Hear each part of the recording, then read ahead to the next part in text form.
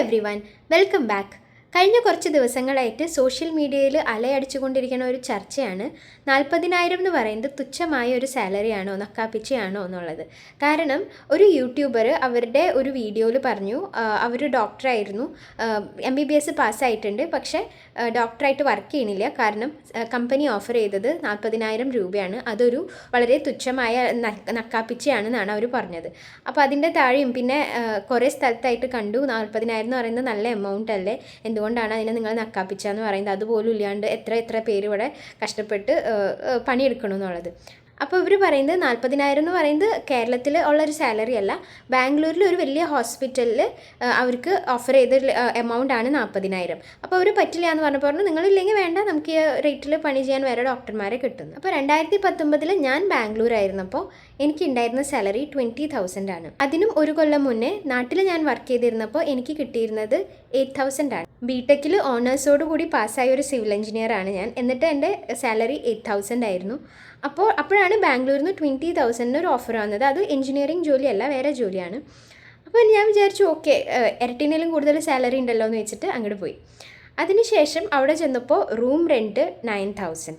അത് ഒരു 1 BHK ചെറിയ റൂമാണ്, 3 നില കയറിയിട്ട് വേണം മേലെ എത്താൻ, വേറെ ആമ്നിറ്റീസോ ഒന്നുമില്ല, ചെറിയൊരു റൂം 1 BHK. ഇതിൽ നമുക്ക് ഇലക്ട്രിസിറ്റി പെടില്ല, വാട്ടർ പെടില്ല, ഗ്യാസ് പെടില്ല, പിന്നെ നമ്മൾ ഫ്രിഡ്ജ് റെൻറ്റിനെടുത്തു. അപ്പോൾ ഇതിൻ്റെയൊക്കെ റേറ്റ് നമുക്ക് സെപ്പറേറ്റ് ആയിട്ട് കൊടുക്കേണ്ടി വരും.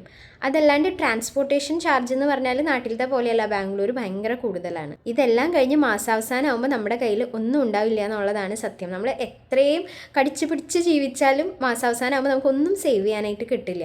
അപ്പം ഞാൻ റൂം ഷെയർ ചെയ്തിരുന്നത് എൻ്റെ ഫ്രണ്ടായിട്ടാണ്. അപ്പോൾ ഒരു 9,000 റൂം റെൻറ്റ് എന്ന് പറയുമ്പോൾ 4.5K ഒരാളെടുക്കുക. അല്ലാണ്ട് ഒറ്റയ്ക്ക് ഒരാൾക്ക് ഈ എമൗണ്ട് കൊണ്ട് എന്തായാലും റൂമിൽ ഒരു 1 BHKയിലൊന്നും താമസിക്കാനായിട്ട് പറ്റില്ല.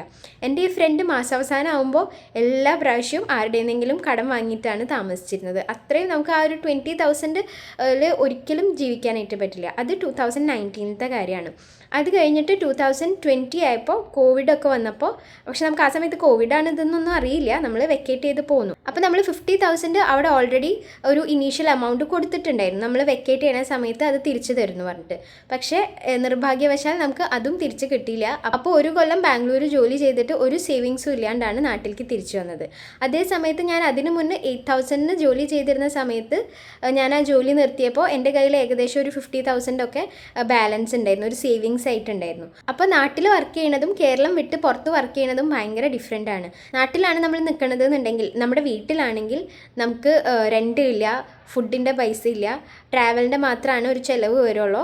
അല്ലാണ്ട് വേറെ അത്ര ആർഭാടമൊന്നും ഇല്ലയെന്നുണ്ടെങ്കിൽ അത്ര വലിയ ചിലവുകളൊന്നും വരില്ല, ചെറിയൊരു സേവിങ്സ് നമുക്ക് എന്തായാലും ചെയ്യാനായിട്ട് പറ്റും.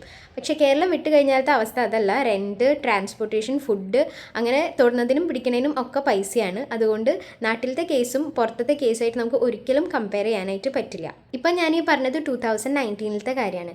ഇപ്പോൾ 2025 ആയി, എല്ലാ സാധനങ്ങൾക്കും റേറ്റ് കൂടി, പക്ഷേ നമ്മുടെ സാലറി മാത്രം കൂടുന്നില്ല. എല്ലാ പ്രൊഫഷണൽ ജോലികൾക്കും ഉള്ള ഒരു പ്രശ്നമാണ്. എഞ്ചിനീയറിംഗ് ആണെങ്കിലും ഇപ്പോൾ ഡോക്ടർ ആണെങ്കിലും നമ്മൾ എത്ര കഷ്ടപ്പെട്ടിട്ടും എത്ര പ്രഷർ എടുത്തിട്ടാണ് ഇങ്ങനത്തെ കോഴ്സുകൾ പാസ്സാവാന്ന് അത് പാസ്സായവരുടെ അടുത്ത് ചോദിച്ചാൽ മനസ്സിലാവും. അങ്ങനെ നമ്മളിത് കഷ്ടപ്പെട്ട് പാസ്സായി കഴിഞ്ഞിട്ട് നമുക്ക് കിട്ടുന്ന സാലറി എന്ന് പറഞ്ഞാൽ 5,000, 10,000, കൂടി പോയി കഴിഞ്ഞ് കഴിഞ്ഞാൽ 20,000. ഞാൻ ഫസ്റ്റായിട്ട് സിവിൽ എഞ്ചിനീയർ ആയിട്ട് ജോയിൻ ചെയ്ത സമയത്ത് അവിടെ ഒരു ചേട്ടൻ ഉണ്ടായിരുന്നു, ആൾക്ക് 5-6 കൊല്ലത്തെ എക്സ്പീരിയൻസ് ഉണ്ട്. എന്നിട്ട് ആളുടെ സാലറി 15K ആയിരുന്നു.